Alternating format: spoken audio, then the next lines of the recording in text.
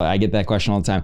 I love what I do. It's not about the money anymore. It's really about the art of the deal. It's about the stimulation, the mental stimulation, the physical stimulation. That's why I'm a huge help. If you don't have your health, you don't have your wealth. So number one, if you're just chasing money and you're eating Twinkies all day and drinking, monster drinks, you're a fool because you're going to have a potential heart attack. You're not going to be there for your family or for someone else. So number one, your solid foundation is your health. Take care of that. Then everything else will come from, having a good mindset, having good health, having good energy. Your energy enters the room before you ever do. Yeah. Look, pull in the spot, ooh, watch how I drop, believe it or not, this isn't all that I got, they told me to rock, that's not how I rock, now I gotta pop Madonna. Welcome to the Flip Lab, guys. Today I got a good friend on, Zak Kepes. For those of you guys that don't know Zak, one of the biggest buy and hold investors in Phoenix. I met Zak a long time ago. He's one of the biggest go-givers I know in Phoenix, one of the true OGs, really knows the real estate game in and out of it, not just one of those internet buy and sell guys. He knows the game in and out, and truly a pleasure to have you on. Great to be here, buddy. So if people don't know you yet, how did you get into real estate and how did you acquire over 200 properties in Phoenix? Sure. Dude, great to see you. First of all, what's so funny is I love the Flip Lab. I love your whole marketing aspect. I was thinking I'm going to this podcast today and I know it's pretty Ricky, real estate Ricky, Flip Lab. And I'm like, what is his last name? That's how good your marketing is. I said to my buddy, Tim, what's Ricky's last name? I don't know, Flip Lab, Ricky, real estate Ricky. So you're doing good things when you got a brand and no one even knows your last name. That's real estate Ricky and Flip Lab. So congrats on your branding. Thanks, and making things happen. So I got into real estate, kind of serendipitous. I was an entrepreneur, grew up in with a dad who ran his own business, a law firm, grandfathers who were entrepreneurs. Yeah. And I just kind of learned at a young age in the socialization, you kind of want to work for yourself. I didn't know what niche or what business, but as a kid, you're picking up pop cans in Michigan and trading them in for 10 cents a can, the baseball cards, shoveling snow, always selling bracelets, whatever it was to try and make money and capitalize on an entrepreneurial endeavor is what, was where my heart lies. I got a call. I was living in Australia after college. I was going to set up a financial consulting firm, probably in Chicago, and do the whole, Wall Street game.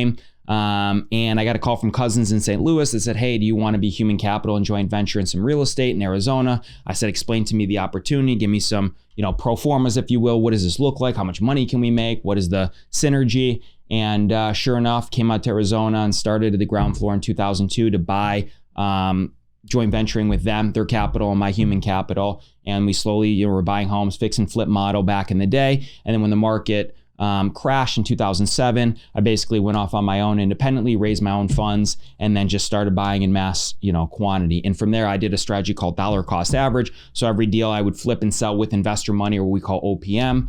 I would then go and acquire my own deals based on the profitability of on that profit split. And then from there, you get strategic leverage from banks. They say, hey, you own all these unencumbered homes. I can cross-collateralize these deals to banks so that you're financeable and you report your income and you do everything transparently and above board, and you slowly scale and grow your business. So it's a marathon, not a sprint. It's one home at a time. Good strategic business. It's a relationship-based business. And, I've been doing this for 19 years now. So it's been a wild, wild ride. Yeah, almost 20 years. And one thing I've seen that I'm just like, damn, this dude every single day, you don't need to, but you wake up early, you get out to your projects, you're walking properties, you're talking to tenants. Usually people after 19 years, they have scaled or delegated pretty much their whole business where they don't know what property addresses that they're flipping. They don't know any tenants' names. And you haven't done that. What's been your biggest reason for staying so involved within your business after 19 years? It's a people-based business. I think you lose that personalization, that touch, the character. I get a high rate of retention with my tenants. Again, I like to say that, most tenants are not going to invite their hedge fund managers or management companies to their Thanksgiving or Christmas dinners or give them hugs or bring them gifts or give them candy when you're going to pick up rent, etc.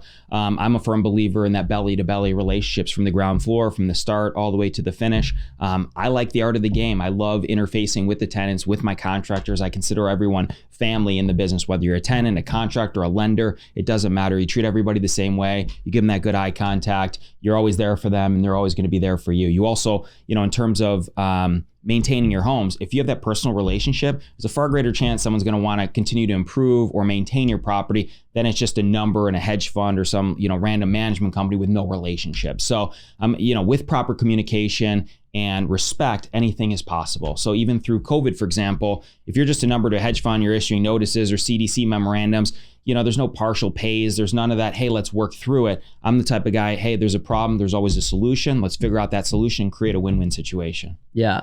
And now though, you have over 200 tenants? Yeah.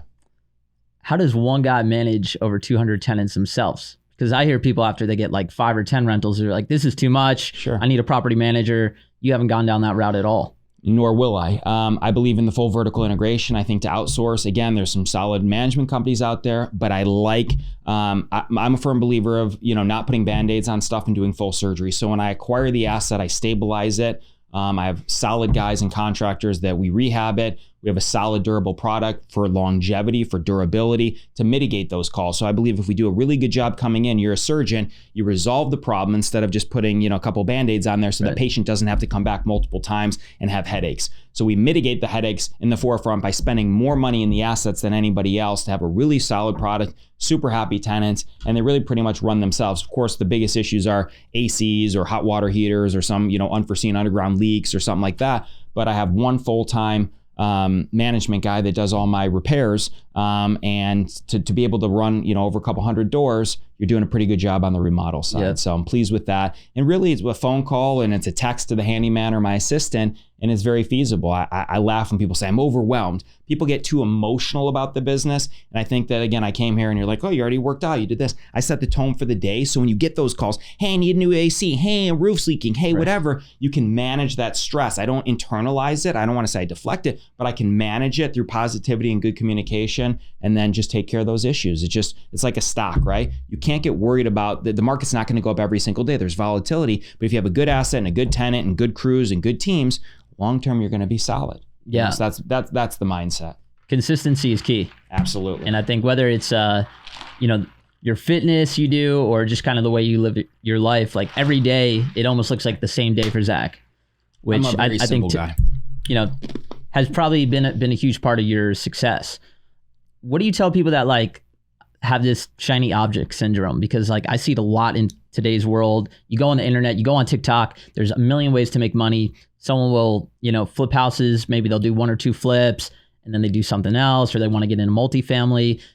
You now 19 years really stayed in your lane. Yep.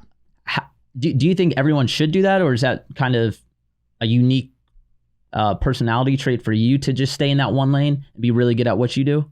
I think, it's important to understand the lanes and understand who's in the right lane, the middle lane, the HOV lane. If you have a good business that's persevering and you got good momentum, stay in that HOV. Don't be distracted by other drivers. I don't look in my rear view mirror. I'm constantly looking forward. I don't try and get, deflected or, deterred by any, other opportunities. I'm an expert, I like to say, at the single family. So I don't feel the need or desire. There's abundance of opportunities in the single family distress market.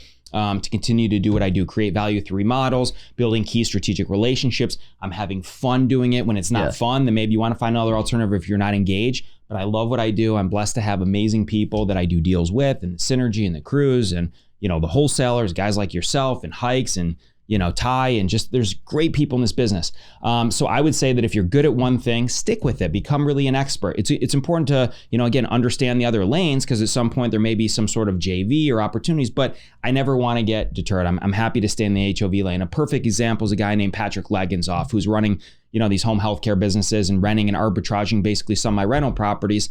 And he comes to me and he says, Zach, okay, I got some good cash flow with these rentals. I got, things are going good with this. Now I want to start flipping, and I'm looking at some multifamily. I said, Patrick, I love you, brother. You're doing amazing things. Stay in your lane. Keep growing strategically. Don't get deflected. It's easy to see, Lambos or multifamily, someone made 20 million, but you're forgetting that person that says they made 20 million, they have, 40 other people invest in that deal. Did they really make 20? Was that a gross sell? And nor does it really matter. God bless everybody else. Let's just focus on what we can do personally and not worry about anyone else. I wish the best for everyone. I hope everyone makes millions of dollars. They're happy. And sometimes it's not even about the money. It's just about health and the simplicity and relationships and kids and fundamental things in life. It's not all about the money. Yeah.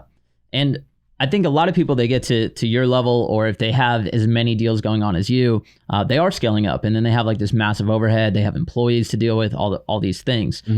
For you though, what does your operation really look like for those people? Because you're doing what, a couple deals every single week. What's your operation looking like right now? I like to do ideally 8 to 10 a month. Right now it's a little bit slower, obviously, because of the supply of inventory, the influx of hedge funds.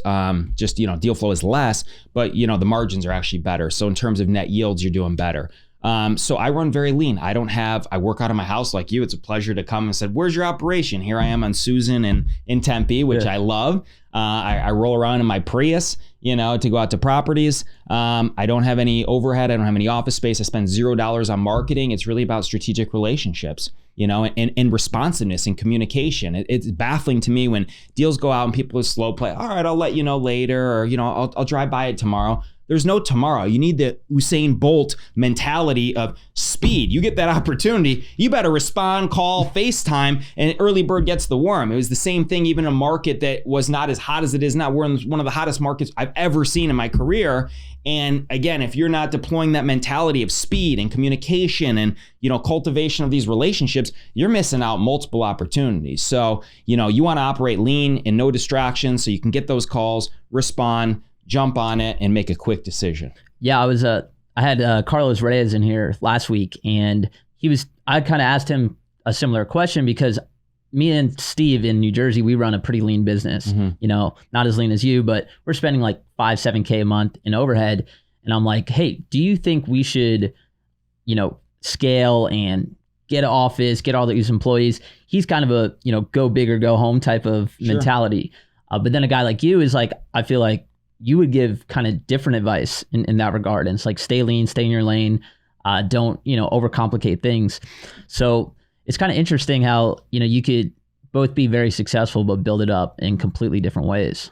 Don't get me wrong, I love to go big and go home. I just think that you can tailor, what works. So if you're spending $5,000 to $7,000 on advertising, what the yields are. If you have the capacity to spend 10 or 14, will you get double the leads? Will you do double the deals? Yeah. What does that look like? What happens to your other overhead? So essentially it's economics. You run a pro forma. What are you spending? What do you anticipate the yield? I'm sure you got your marketing dialed in. Yeah. Will you need more employees? Based on that new deal influx, will those overheads, will the employees offset that new overhead? Will they create new revenues? So it's dollars and cents to me. I like the mentality of go big or home. People ask me all the time, when are you going to sell your portfolio? What's your game plan? I said, I want to grow this thing massive. I like, my dad's mentality, my grandpa's mentality. When they go to the casino, these guys put it down, and I'm not afraid to put it down, but I'm also in asset preservation, but I like strategic growth. At this point, I'm not swinging for triples or home runs or whatever. If that happens, amazing. I'm a very simple guy. I look to make 10% on my money. I grow through, I look at the downside risk of every deal, not just the upside potential. So I'm always that contingency guy, and that's how I underwrite my deals. And I wouldn't say you haven't went big. I mean, I think you're the biggest single family buy and hold investor in Phoenix from just like a single dude. Sure. Right? So, I mean, when you're already there, what is next? Like, when you wake up in the morning, are you just keep doing this until maybe it doesn't feel fun anymore? Or do you have a plan on maybe things you want to do over the next 10 years? Sure. No, I get that question all the time. I love what I do. It's not about the money anymore. It's really about the art of the deal. It's about the stimulation, the mental stimulation, the physical stimulation. That's why I'm a huge help. If you don't have your health, you don't have your wealth. So number one, if you're just chasing money and you're eating Twinkies all day and drinking, monster drinks, you're a fool, because you're going to have a potential heart attack. You're not going to be there for your family or for someone else. So number one, your solid foundation is your health. Take care of that. Then everything else will come from, having a good mindset, having good health, having good energy. Your energy enters the room before you ever do. And your whole mindset and personality, and that's super important. But the goal for me is, find a woman to settle down, have a couple kids, but still be engaged in the business. Obviously, once, you partake with the children, the offspring, and those legacies, if you will, you obviously have to slow down your core bit. I'm not gonna be working the same way that I'm working right now. At that point, I probably delegate a little bit. Yeah. But keep doing what I'm doing. I just love the art of the game. I feel a loyalty and a fiduciary duty to my crews, to the agents, the wholesalers, to the team that we've cultivated and built to continue to grow and help their families. And also the coaching. I've got a coaching business that, is prosperous. And, if I can change the impact and the legacy of other people's families, that's the highest level of gratification. It's not about the money. It's about the impact you can leave and the legacy you can leave behind. Yeah. And you have one of the best groups of students I've ever seen.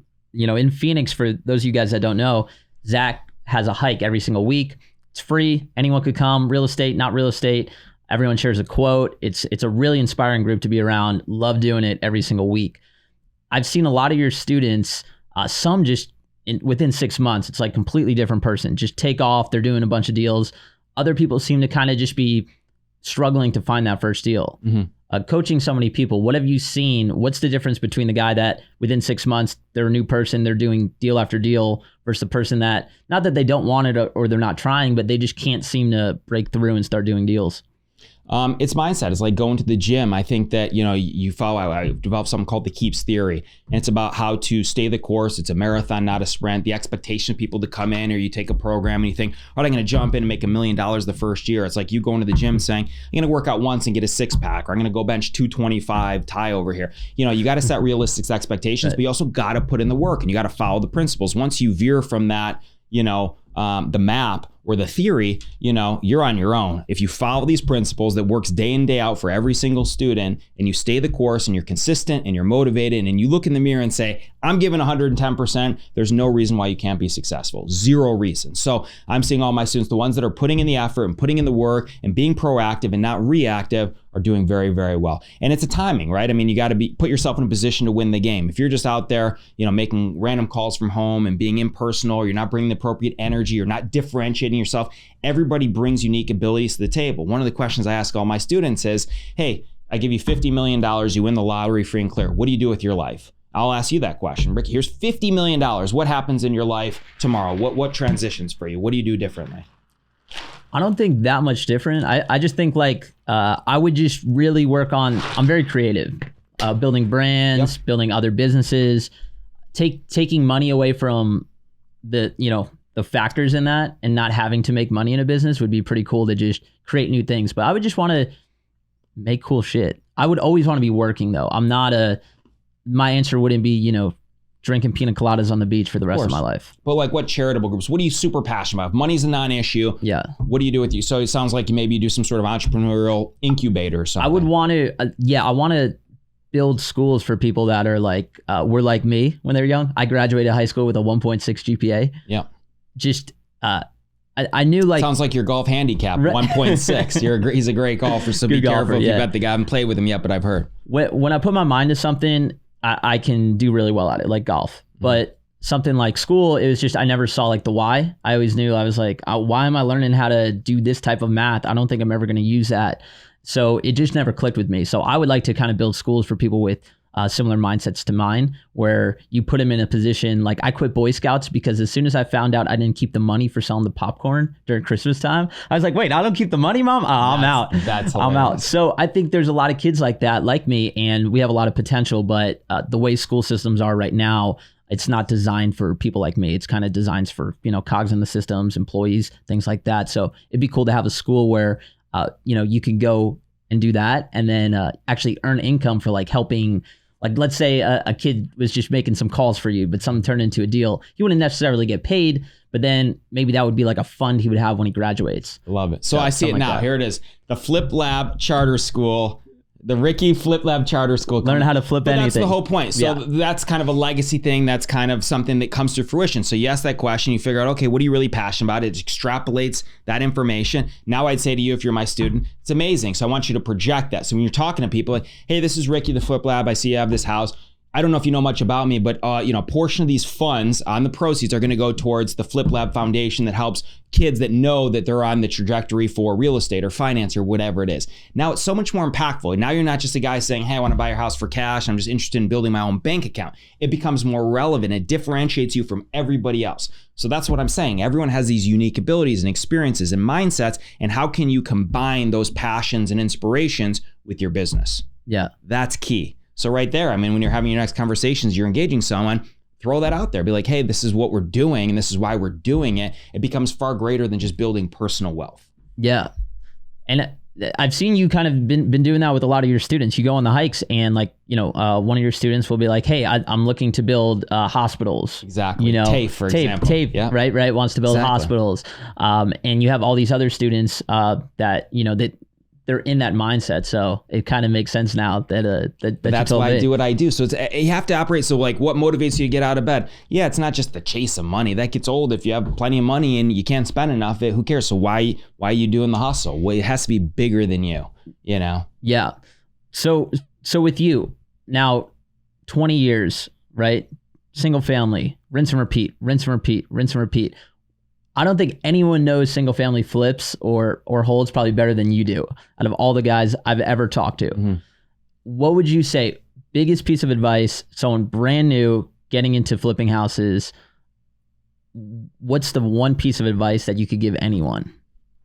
I would say that, again, I say this all the time, you got to get uncomfortable, get comfortable. You got to expand your network. You have to project what you're looking for. I talk about buy box all the time. Know what you're looking for. Don't just say, I'm going to go flip houses. What area are you going to focus in? What type of homes are you looking for? Let's say I'm a new wholesaler in Phoenix and I meet you. Hey, Zach, what's your buy box? Right.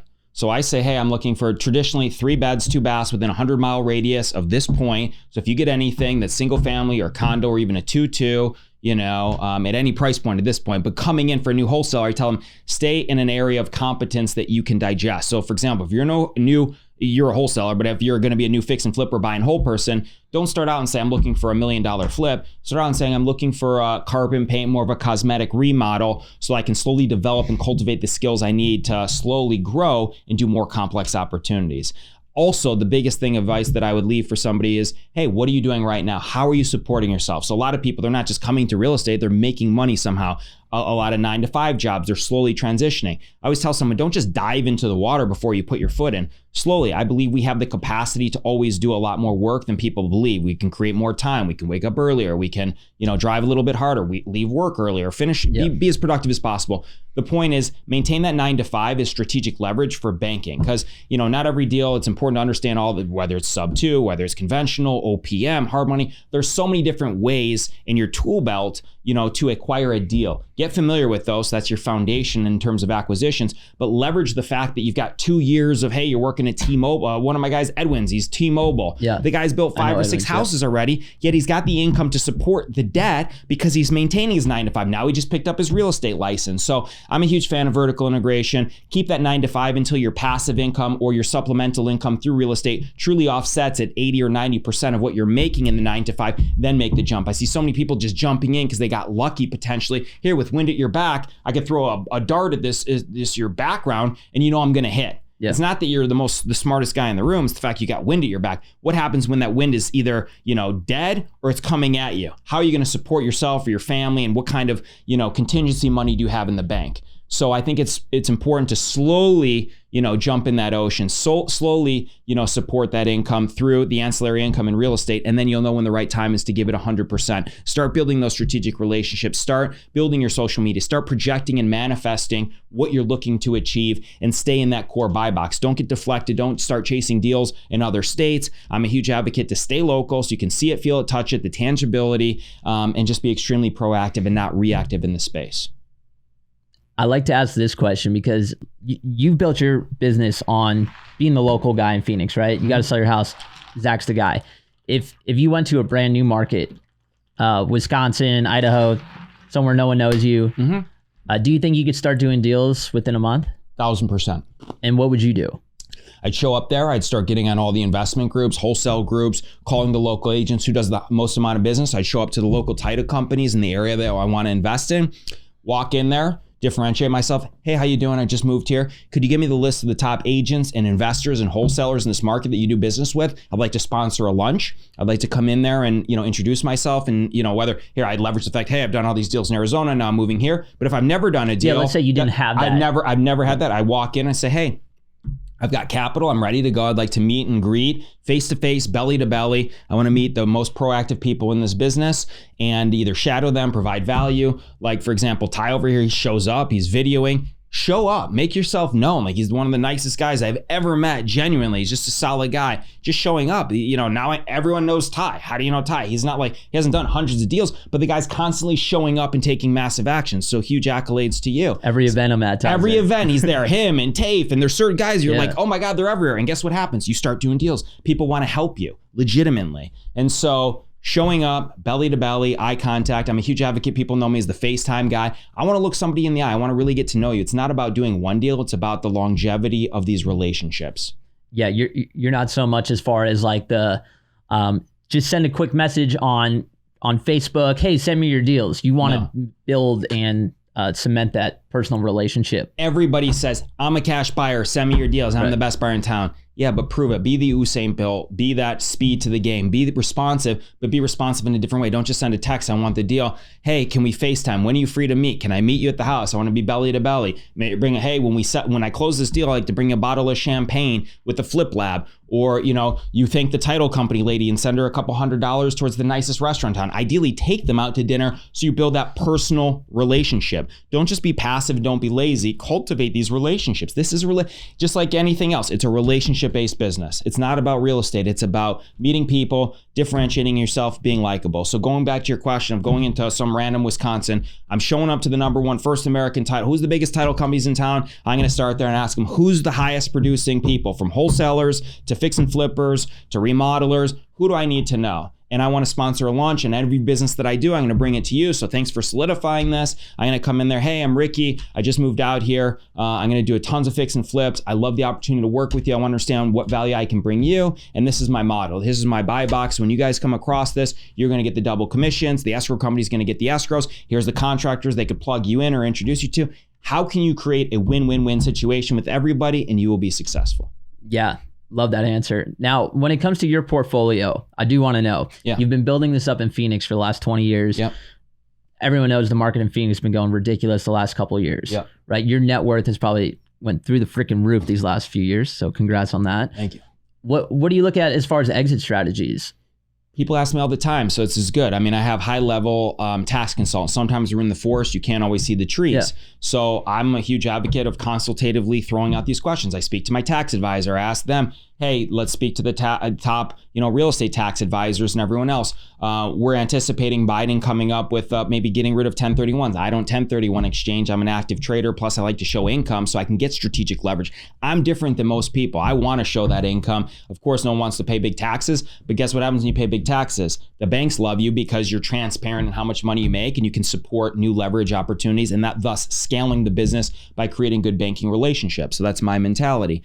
But hey, everyone's got a certain number. If certain assets hit big numbers, I'm starting to sell small tranches of my portfolio to then dollar cost average. So for example, if the average price now is $385, and I always said in my mind, when these things hit $400 a door, I'll sell some. I'm not looking at selling them all because I can't replace that cash flow. Or if I found an alternative investment vehicle outside of real estate that had low downside risk and good upside potential, I'm happy to diversify. But right now with the rental influx, I'm not worried about the volatility. If we saw a 10 or 20 or 30% correction, I'm still structured and have that basement and foundation of success because I'm not over levered. And so understanding the volatility, tremendous amount. That's why equity is so important in every single deal. We had a conversation about, hey, why don't you go buy this house for $520, maybe $50,000 over market value, but you get strategic leverage at 3% and your payments may be less than rent. I still don't like that because if the market shifts and you move and maybe you don't want to hold this as an asset class and it ties up your debt to income ratio,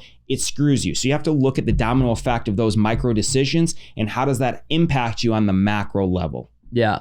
And that's where I think, whenever I'm thinking about those things, I'm like, what would Zach be thinking about here? Because you just know how to run a single family deal like no one I've ever seen. So props to you, man. I hope in 20 years I could be you're doing great things with your wholesale business. Your margins, I see you're making 100 or 120. I mean, these margins are incredible. So clearly you're doing something great. Continue staying in your lane and rocking and rolling, and then maybe diversify with some of that. You find the right asset instead of flipping those and wholesaling them. I'd like to see you hold some of those. I tell everyone, digest your own deals, maximize that pulp to create those opportunities. No one wants to pay. So going back into taxes, no one wants to pay 40%. So I love the buy and hold to mitigate, that short-term capital gains into long-term capital gains, thus saving tremendous amount of money, which is huge. If people have to find you, Zach, on social media, want to reach out to you about deals, where should they find you? They can find me under the hashtag trash to cash, which, I like turning trash to cash. They can find me under Zachary Kepes, ZACHARYKEPS, or I believe on Instagram, ZAK Ventures, also on YouTube, Zak Ventures. We got a little station with some good information, educational pieces, and let's have some fun. Let's do some joint deals. If anyone has questions, DM me. I'm always happy to take calls. People call me all the time. I try and answer every call, every DM, and give free advice to anyone looking to get started. Awesome, man. Appreciate you having you on the Flip Lab, and looking forward to the hikes starting again in the fall. I look forward to our next amazing Persian room dinner. You have an amazing energy and great business, a beautiful girlfriend, and you guys are just great people. I'm blessed to know you, and I appreciate the opportunity. Thank you. Appreciate it, bro. Thanks, buddy. Oh, look at that. There we go.